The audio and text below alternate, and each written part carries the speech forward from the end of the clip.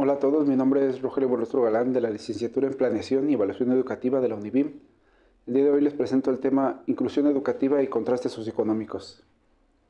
La educación dentro de nuestro país ha atravesado por diferentes épocas y cambios que han marcado el comportamiento e intereses de esta, lo que a su vez ha ido moldeando la sociedad y la economía nacional, como lo fueron en su momento la etapa postrevolucionaria, la urbana capitalista y la etapa de globalización,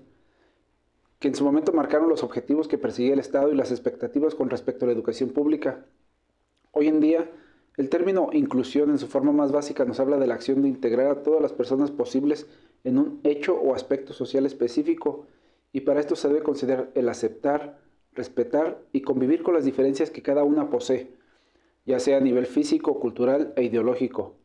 Dependiendo de qué situación se esté tratando, existen tópicos como inclusión por género, de sexualidad, capacidades físicas, de pensamiento, nivel social, entre otros tantos temas. Para la cuestión pedagógica esto es mucho más amplio, ya que al ser un acto social puede abarcarlos a todos. Entonces, en un país tan extenso como lo es México, se presenta un reto significativo al tener un amplio margen de contextos socioeconómicos, donde conviven regiones que cuentan con diferentes oportunidades y de marcados contrastes dentro de las mismas comunidades. Es obligatorio preguntarse, ¿qué tanto se ha logrado educar en base al principio de la inclusión y cuánto aún nos falta? La inclusión como característica de la educación es un derecho establecido dentro del artículo 3 de la Constitución Política de los Estados Unidos Mexicanos. Esto significa que todo niño y niña pueden acceder a la educación de forma libre y gratuita, con énfasis en la educación pública, laica y democrática. Aún así, hay que reconocer que existen áreas de oportunidad y retos que pueden entorpecer el éxito de esa misión nacional. Algo de lo que debemos ser conscientes es que al existir tantos temas y escenarios de conflicto, es difícil no centrar nuestra atención en lo que nos resulta familiar o lo que directamente nos afecta,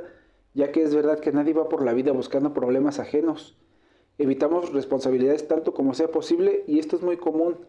tal como se describe en el fenómeno psicológico del efecto espectador, que hoy en día lamentablemente es más común o quizás por la facilidad con que se documenta en las redes sociales lo hemos atestiguado con una mayor crudeza. Este indica que en una situación de riesgo, las personas creen que alguien más asumirá el control y la responsabilidad para solucionar el problema. Se tiene un sentido de independencia donde lo que le sucede a otro no me afecta y por lo tanto no debo involucrarme. Si esto lo trasladamos a la educación e investigamos un poco, podemos ver que existen casos donde, aunque sea un derecho, podemos ignorar que no se cumpla si creemos que eso no nos afecta. Sin embargo, la educación se ha ganado su estatus de derecho por ser esencial no solo para el individuo que la recibe, ya que una sociedad educada beneficia a todos los que la habitan, a quienes se relacionan con ella y a su vez engrandece el espíritu humano. La educación es un acto social que define el grado de avance que una sociedad puede alcanzar, impulsa la economía, previene las acciones delictivas y va legando a las futuras generaciones todos estos beneficios. Uno de los primeros retos que se presentan están ligados al entorno familiar. Hay que recordar que las estructuras familiares han sufrido múltiples cambios a lo largo de las diferentes generaciones, impactadas ante todo por aspectos de carácter económico. De hecho, hace no mucho tiempo atrás el arquetipo que se tenía de la familia tradicional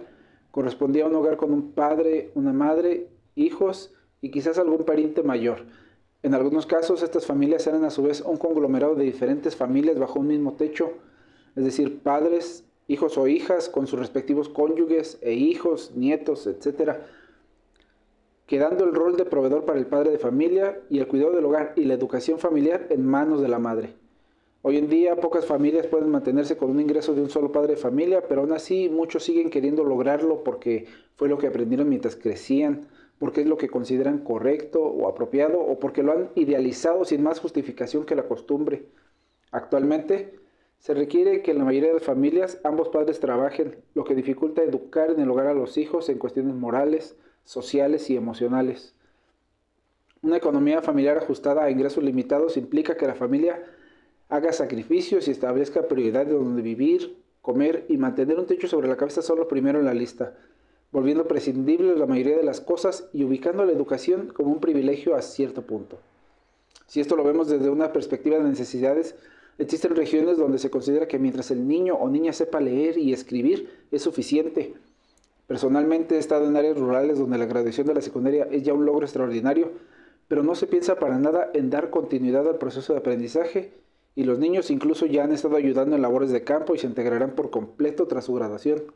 Las niñas, por otro lado, ya están considerando buscar opciones para casarse y mientras tanto estarán haciendo labores de hogar o en el mejor de los casos podrán buscar algún empleo mientras se juntan con alguien, como coloquialmente decimos.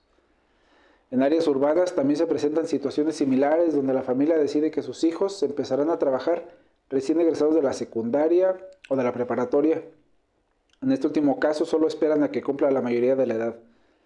Los centros educativos pueden aceptar a todos los niños posibles, pero es la familia la que puede influir sobre qué tanto permanece dentro de ella. Hablando de áreas rurales, existen muchos retos a nivel de infraestructura y personal disponible. Si bien es en estas zonas donde se requiere impulsar la educación para contribuir a su desarrollo, son en esos lugares donde también existen menores o nulas oportunidades laborales, lo que contribuye al desinterés en la formación continua de sus integrantes. La Secretaría de Educación Pública ha hecho esfuerzos para contrarrestar esta situación con programas de escuelas rurales y otros como el caso del Consejo Nacional de Fomento Educativo o CONAFE, que recluta egresados de nivel medio superior para servir como instructores en áreas de difícil acceso a cambio de incentivos económicos en formas de beca para sus estudios de nivel superior. Sin embargo, al no tener una estrategia de continuidad o de aprendizaje significativo, se puede reducir a una campaña de alfabetización e impulso educativo con mayores retos que los vividos en áreas más urbanizadas. Por lo tanto, las acciones que buscan integrar a las áreas más alejadas y desatendidas ven limitado su impacto, aun cuando la aceptación por parte de los beneficiarios es bastante significativa. No en vano, la profesión de maestro es una de las que siguen siendo percibidas por la sociedad mexicana como respetable. Los índices de marginación son otro punto de interés, dado que nos muestran el grado de avance o estancamiento que cada zona tiene que contrarrestar. También gracias a ello vemos que en la zona sur del país es donde se concentra la tasa más elevada de marginación en nuestro territorio, mientras que las áreas que colindan con los Estados Unidos de América, por ejemplo, tienen los índices más bajos, lo que significa que en estados como Oaxaca, Guerrero y Chiapas se acentúa la falta de educación, de servicios de salud, estabilidad económica y acceso a oportunidades de desarrollo social. Esto constituye un sistema abierto donde cada categoría impacta en la otra, creando una situación de rezago que dificulta mejorar la condición de vida de miles de mexicanos, especialmente grupos vulnerables o grupos como lo son los grupos étnicos indígenas de estas zonas. Mientras que en un plano social tenemos otros temas que van creando dificultades para la educación inclusiva, podemos ir empezando por los conflictos relacionados con el género, tal como se había mencionado previamente, ya que existen muchos conceptos que limitan la libertad de elección de los estudiantes, roles de género que impiden que las personas se desarrollen plenamente por presión social, a veces desde el mismo seno de la familia, porque aunque existan las opciones académicas, a las niñas se les considera menos para apoyar su desarrollo académico. ¿Para qué estudiar una carrera si te vas a casar y no vas a trabajar? Es quizás la más común de las negativas. Por ello, en las estadísticas nacionales se puede ver cómo las mujeres usualmente concluyen menos grados académicos que los hombres, no por falta de capacidad, sino por falta de apoyo. Esto es más evidente cuando vemos que mujeres que hoy en día cuentan con alrededor de 80 años solo pudieron cursar un promedio de 3 años de educación, en comparación con las jóvenes de la actualidad de 20 años que cuadruplican fácilmente este promedio. Es decir, anteriormente la mujer tenía un acceso mucho más limitado y su permanencia dentro de la escuela era menos frecuente. Otra limitante de género está ligada a los estereotipos tradicionales que se vinculan con ciertas profesiones y a estas profesiones con un género en específico, como en su momento lo fue la carrera de enfermería ligada al sexo femenino. Si bien hoy en día existe una mayor participación de masculinos en esta profesión, hace años se desalentaba su integración y se atachaba de afeminados a los que la elegían. Actualmente, dentro de las carreras que presentan un déficit de inclusión, le corresponde a las carreras de ingenierías o de corte informático, que si bien tienen participación de ambos sexos, están predominantemente siendo practicadas por el género masculino. Es aquí cuando resulta innegable que aunque las puertas están abiertas a todos, existen ideologías y prejuicios que continuamente impiden la participación de los interesados. Relacionado con esto, también tenemos el caso de quienes, tras años de abandonar sus estudios,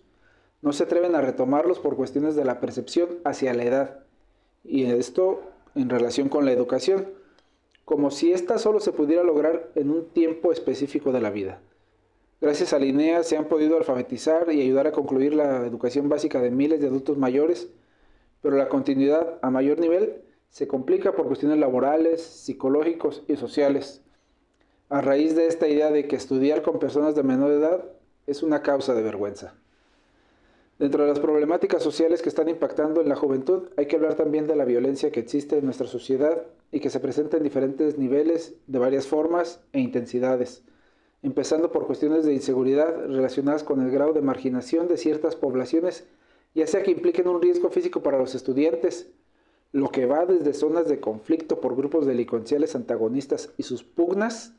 pandillas o grupos de delincuentes que en ocasiones buscan extorsionar a los estudiantes en su camino a clases o intimidarlos, hasta el acoso escolar entre alumnos,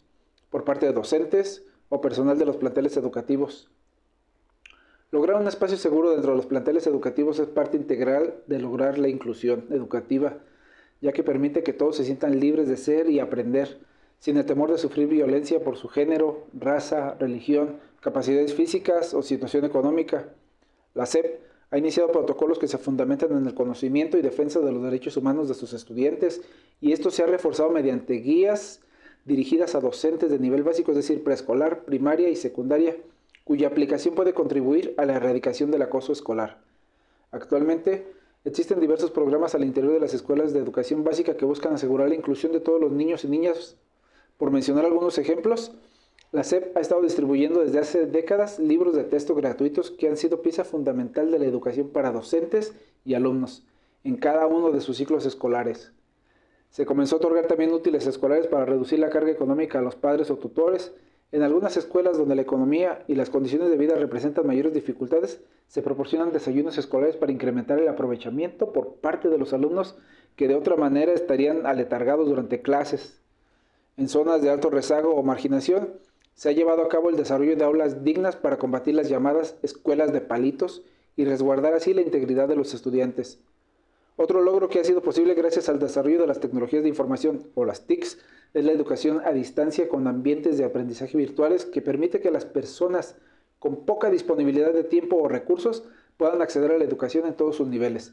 destacando el programa de prepa en línea que facilita dar seguimiento a los egresados de áreas rurales o adultos mayores que concluyeron su educación en el INEA y desean seguir estudiando. A modo de conclusión, y reconociendo el valor que la educación tiene tanto para el individuo como para la sociedad y su desarrollo, considero que la inclusión es un eje central que permite desarrollar el potencial del ser humano y le concede la oportunidad de lograr su plenitud en servicio de los demás y con apego a sus propios valores e intereses. Buscar que nadie quede fuera debe ser una misión activa, porque a nivel curricular ya está plasmada en nuestra Constitución, pero se vuelve letra muerta cuando no lo llevamos a la práctica. Un proyecto integral que busque ser inclusivo aplica no solo para que queramos atraer a todos a las escuelas, debe incluir también a instituciones y asociaciones, trabajar en conjunto con organismos que atienden a grupos vulnerables. Como ejemplo pueden ser las madres solteras que requieren apoyos para asegurar la educación de sus hijos, pero que ellas igualmente puedan tener la oportunidad de acceder a capacitaciones o educación a fin de que puedan formarse profesionalmente y lograr mejores oportunidades de empleo y así mejorar la calidad de vida de su familia. Considero que la inclusión necesita del desarrollo de proyectos conjuntos, un mayor involucramiento de la sociedad, empresa, asociaciones, padres de familia y escuelas, con metas claras y fundamentadas en análisis de su realidad, no con proyectos genéricos que puedan paliar algunos síntomas, pero no ubican el contexto explícito, por lo que muchos siguen quedándose fuera.